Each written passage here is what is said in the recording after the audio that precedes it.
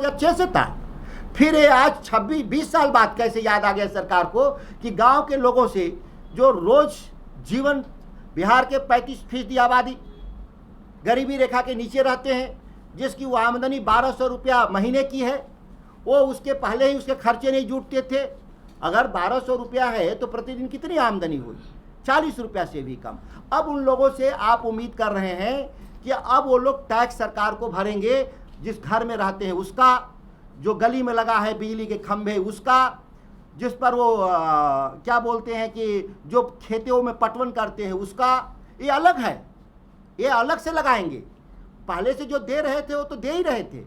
ये सब अलग से टैक्स लगाने के लिए जो सरकार ने पूरे बिहार के स्तर पे जो कानून पास किया है, इससे केवल कोई समाधान भी नहीं है। अगर इससे समाधान होता, बिहार की जो अर्थव्यवस्था माली हालत खराब है, दिवालिया के कगार पे है, अगर उससे सुधरता तो वो भी हम लोग देने के लिए बिहार के लोग दूसरे तरीके से भी पैसा आपको दे सकते थे। आप सरकार के तौर पे 100 तरह का टैक्स पहले ही लगा रखे हैं, आप उसी टैक्स को बढ़ा लीजिए। आप जमीन पर आप पैसा लेते हैं मालगुजारी, उसी पर बढ़ा लें। आप जीएसटी लेते हैं लोगों पर, उसी से बढ़ा लें। या आपको बिजली के बिल लेते हैं, उसी पर बढ़ा लें। आप टेलीफोन का कनेक्शन दिए हैं, उसी पर आप टैक्स बढ़ा लें। लेकिन आप नए टैक्स क्यों लगा रहे हैं? जितने तरह का टैक्स बढ़ेगा उतने ही तरह का शोषण ग्रामीण क्षेत्र में बढ़ेगा। अब ग्राम सेवक केवल जो सेवा के लिए था, अब वो सेवक नहीं रह जाएगा, वो ग्राम सेवक अब मालिक हो जाएगा गांव का, जिसके जरिए सरकार लोगों को धमकाएगी कि हमारे खिलाफ आप गए तो आपका ज़मीन हम कब्जा कर लेंगे, आपका हम घर कब्जा कर लेंगे, आपका घर ढहवा देंगे। जिस राज्य में 35% आबादी के पास, 70% आबादी के पास, जिसके पास, जिस राज्य के 70% आबादी के पास कोई आमदनी का फिक्स जरिया न हो, तो खर्चे फिक्स क्यों कर रहे हैं आप? बहुत महत्वपूर्ण बात है। हम बाकी जो टैक्स दे रहे हैं, वो जीएसटी के रूप में दे रहे हों, या हम बिजली बिल के रूप में दे रहे हों, या हम टेलीफोन बिल के रूप में दे रहे हों, वो तमाम हमारा वेरिएबल है। मतलब हमके पास होगा, यूज करेंगे तो देंगे। तो जब हमारी कमाई नहीं होगी तो हम नहीं यूज करेंगे, हम नहीं देंगे टैक्स।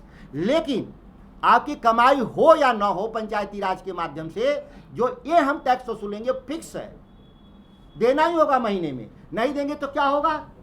SARFAESI act. सरकार अपना पैसा कैसे वसूलती है?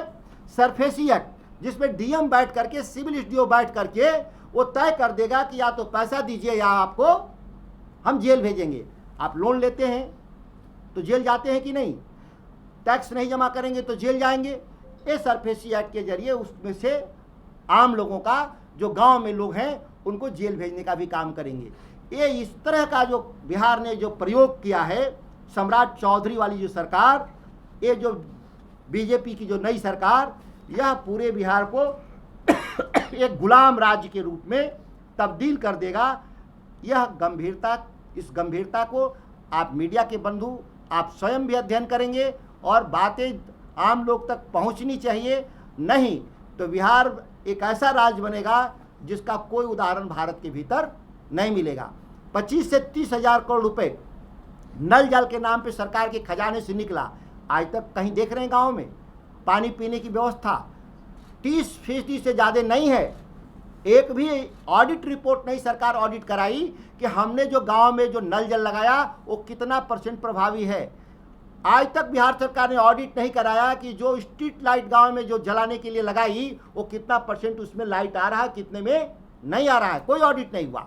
लगातार बिहार में जो खर्चे किए जा रहे हैं ग्रामीण क्षेत्रों में, प्रति पंचायत हर साल प्रति पंचायत कितने पैसे जा रहे हैं? 1 करोड़ रुपए। 5 साल में 5 करोड़ रुपए। लेकिन एक भी ऑडिट नहीं हुआ कि वास्तविक रूप से वहां पर पैसे गए कि नहीं, काम हुआ कि नहीं। आज भी गाँवों की हालत बहुत बदतर है, और इस बदतर हालत में भी सरकार एक नए तरीके का जो टैक्स, जो कम से कम 100 रुपया होगा और अधिक से अधिक 5,000 रुपया हो जाएगा, ये हमारे ग्रामीण अर्थव्यवस्था को, व्यापार को ध्वस्त कर देगा। ये इसमें संकट है। मेरे साथ बैठे हुए हैं प्रोफेसर संतोष मल्होत्रा जी, जो पूर्व में निदेशक रहे हैं इंडियन लेबर रिसर्च इंस्टीट्यूट के, और भारत सरकार की जो प्लानिंग कमीशन होती थी तो उसके सेक्रेटरी हुआ करते थे संतोष मल्होत्रा जी, जो देश के जाने माने अर्थशास्त्री हैं। अभी इटली और रूस के विश्वविद्यालयों में वहाँ पे प्रोफेसर वहाँ हैं, वहाँ पढ़ाने का भी काम करते हैं। मैं आमंत्रित करता हूँ कि इसका क्या असर होगा बिहार के आम लोगों पर, क्योंकि आप प्लानिंग कमीशन के बड़े अधिकारी रहे हैं और देश को आपने एक दिशा दिया है। संतोष मल्होत्रा जी को आमंत्रित करते हैं मीडिया से बात करने के लिए।